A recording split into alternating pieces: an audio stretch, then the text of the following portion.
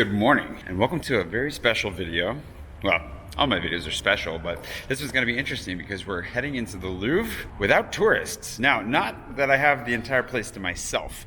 That's obviously not the case. But normally, this courtyard would be full of people.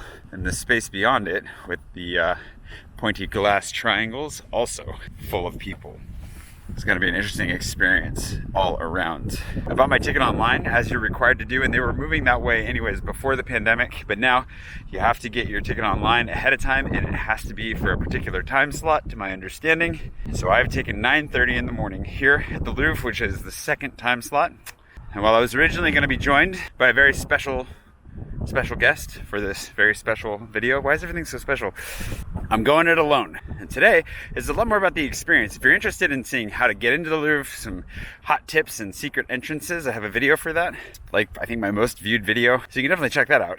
But today is kind of more about the experience of walking into the Louvre like this, where there's pretty much nobody around, wandering the halls a little bit, seeing some art, just letting you know what it's like. And that way we get to visit the Louvre together. Normally I would enter through the carousel, so I'd either come in from the metro or there's some steps over in the gardens that you can get through as well. But today, since it's a timed entrance and there's like nobody here, this is crazy. I came by a minute ago while the first line was there. I can already tell. It looks like it's short to nothing. I want to go in through the pyramid. I haven't gone in through the pyramid probably like 6 years. So I want to do that today because why not? We don't have to wait in line in the sun for 2 hours to get in, so we should take advantage of this. C'est moi aussi.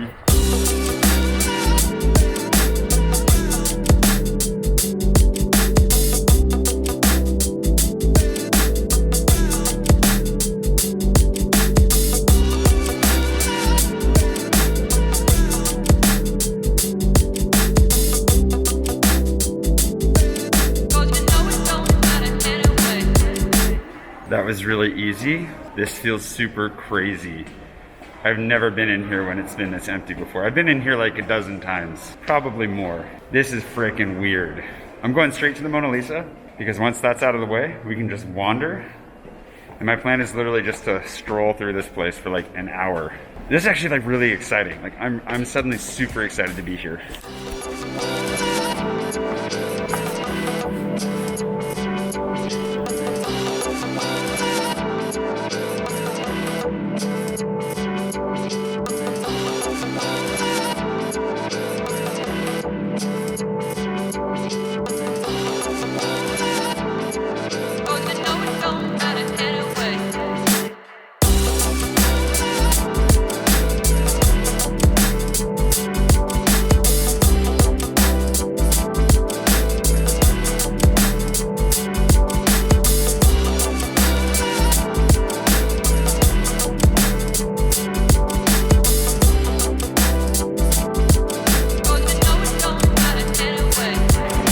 Even now she's got a crowd. Also, it's kind of hot in here with the mask and everything, so hat off, jacket off. Otherwise, this is great. Pro tip, if you do make it in here, you can choose between the two lines on either side to go up and see the Joconde or the Mona Lisa. This side's way less full than the other side, so I just walked back out and came in here, because look at this. The one thing that drives me crazy about this room, well, it's really nice now that they painted the walls blue. I haven't seen that yet, I don't think. So that's a really nice contrast. The paintings look amazing, and nobody's paying attention to these other phenomenal paintings in the room that are like, what? Like everybody's just looking at the Mona Lisa. It's one of those things about it that you're like, I'm not gonna get into politics around the Mona Lisa, but I'm just here for you.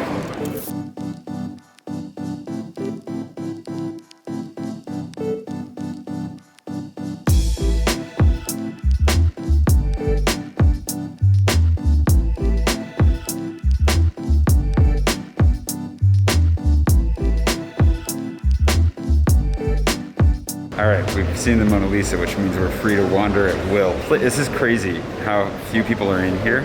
It honestly, I feel like I'm failing to fully compute it. Like my brain is already accepting this as normal, which it is not at all. So maybe you can resonate a little bit more with the weirdness for me, because it's starting to wear off and I'm just really enjoying this. I think I'm enjoying this walk through the Louvre more than I've ever enjoyed a walk through the Louvre before. If it wasn't for the severe mustache sweat right now, this would be ideal.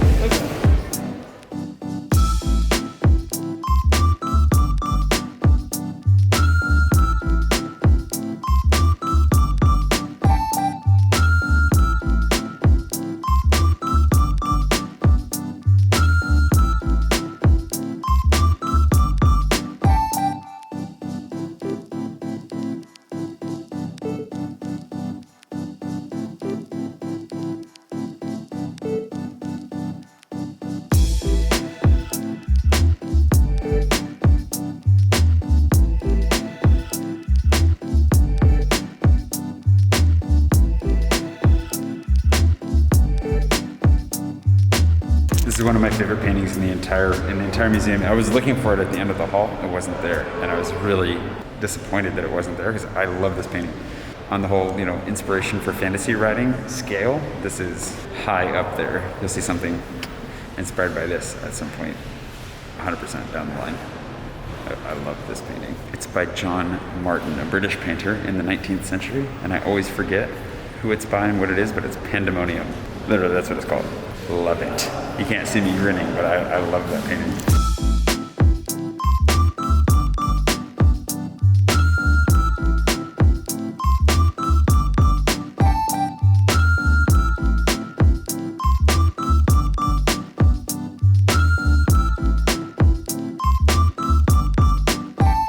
Also my first statue of the original selfie. It's also crazy to walk around here. All of these incredibly ancient statues and paintings, and to think like humans have been making beautiful things for our entire history, and how surrounded by beauty and artistry all these people were before us. It makes you wonder like how much more, I don't know, immersive their world was when they were making things out of stone that would last, as opposed to today where we make everything digitally.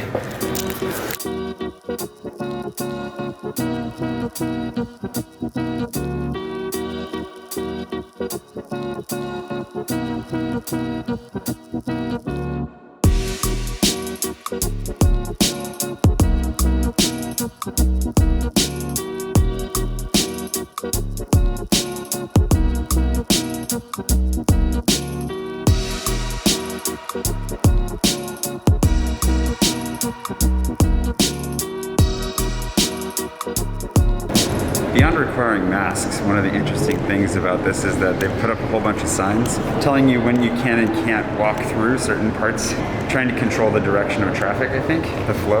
So they're taking a lot of precautions. Obviously, you have to wear masks. They've got hand sanitizer, people stationed all over the place to try and keep you in line, and it feels very safe and definitely super chill.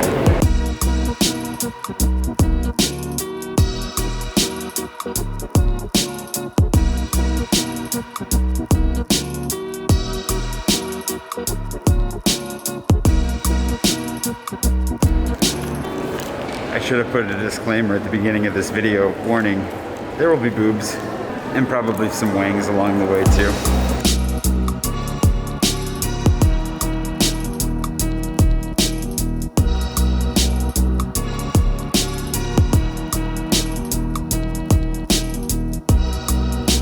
The real danger of this place is that it goes on forever.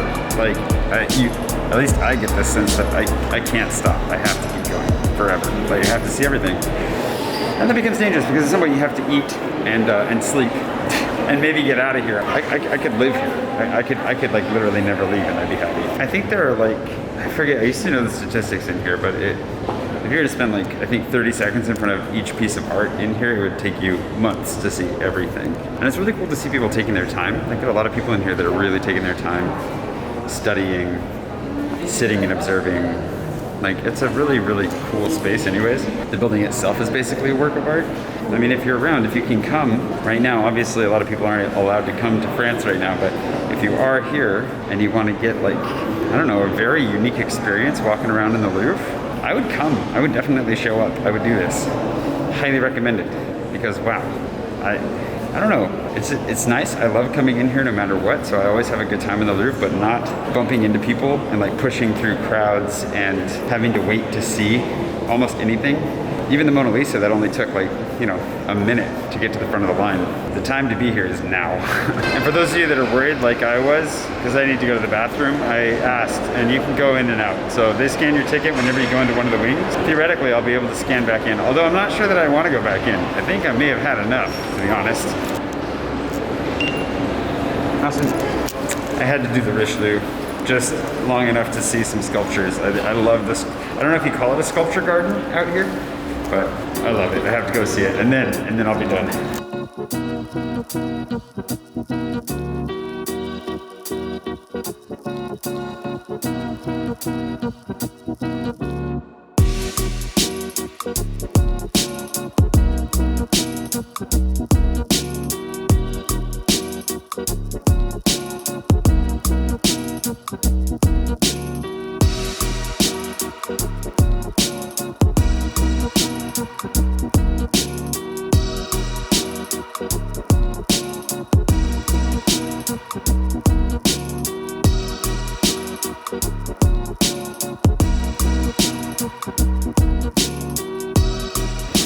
This is great. I love it in here. It's always nice and quiet. It feels like you're outside even though they've got a roof over your head. Little sunlight, sculptures everywhere. I love this. There's so many areas in this museum that would just be fantastic to sit and read or study or just take advantage of. And I used to have a pass. When I first lived in Paris, I had a teacher's pass. So I was able to come here for free whenever I wanted. I took advantage of that a lot. And I wouldn't say that I don't remember, I wouldn't say that I'm an expert on the Louvre by any means, or I'm not even familiar anymore, but I do remember really getting to a place where I felt like I knew where I liked to go, where I liked to sit and to just look at, you know, different paintings or sculptures. I'm glad it's open again. And I wish you could come see it, but I'm glad that I can share it with those of you that aren't able to come see it. Sweat and everything. Whew. Who would have thought that museum work would be such sweaty work? I probably look frazzled and terrible right now, but I don't feel frazzled. I feel pretty chill, and I'm really glad that I came. And I'm glad that you could come with me. And thanks to Joel Pearson, one of my oldest patrons, if not my very first patron. I'm not sure, he's today's patron producer. Thanks for sending me, buddy.